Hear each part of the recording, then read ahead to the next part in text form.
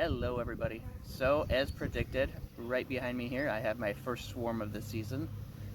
Thousands of bees just took flight and landed here on the fence in the bee yard, so at least they are super accessible. They're flying all around me. If you ever see a bee swarm, this is kind of proof they're not aggressive. They're just trying to find a new home. So I am going to get this swarm of bees really quick, and I'm going to give it a new home, and I'm going to put it in an empty bee box and get them established. Stay tuned. So before I catch this swarm and I put it in the box, I actually am putting a queen excluder on the bottom board, so when I dump the bees in, the queen will be stuck in here for a while. Now, I don't know if this is a mated queen or unmated queen, and if it's unmated, she will eventually have to take a mating flight, but I don't want the bees to be unhappy in their new box and to take off right away again. So if I give them 2 or 3 days inside this new box before the queen can actually leave, that will establish them in here. The workers can come and go and start collecting honey and pollen, and then I can pull the queen excluder off the box and she'll be able to go out on her mating flight. So the next step here is to go catch that swarm.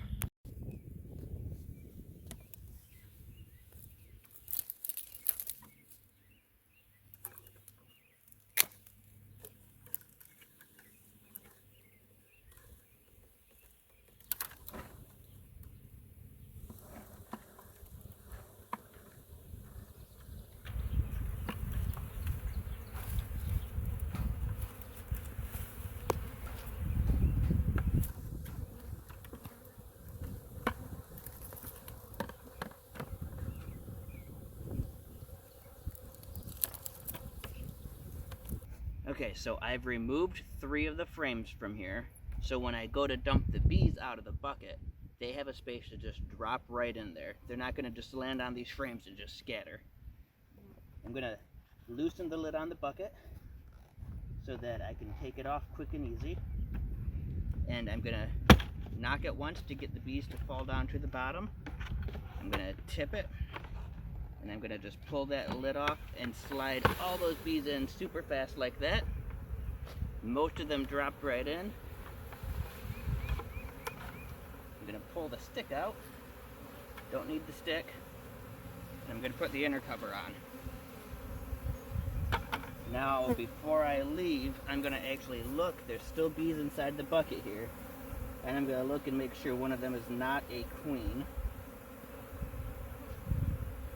And it is no queen. There's no queen in this bucket. So I'm going to leave the bucket here by the hive entrance so those bees can crawl out and crawl back to their new home. And I'm going to put the outer cover on.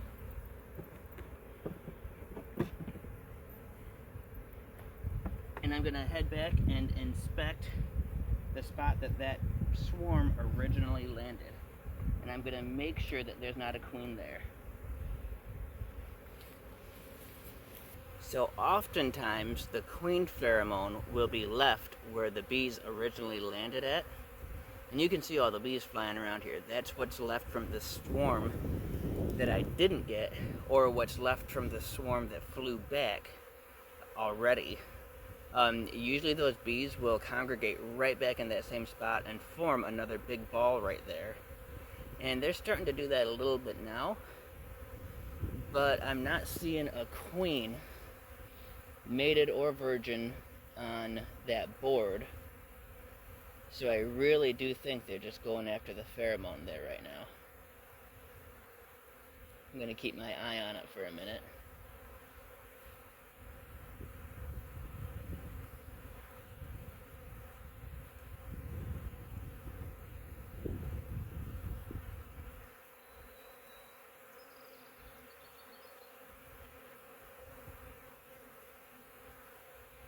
If that queen was on the ground or moved to anywhere else, that's where this ball of bees would be at right now. I'm going to take you in for a closer look.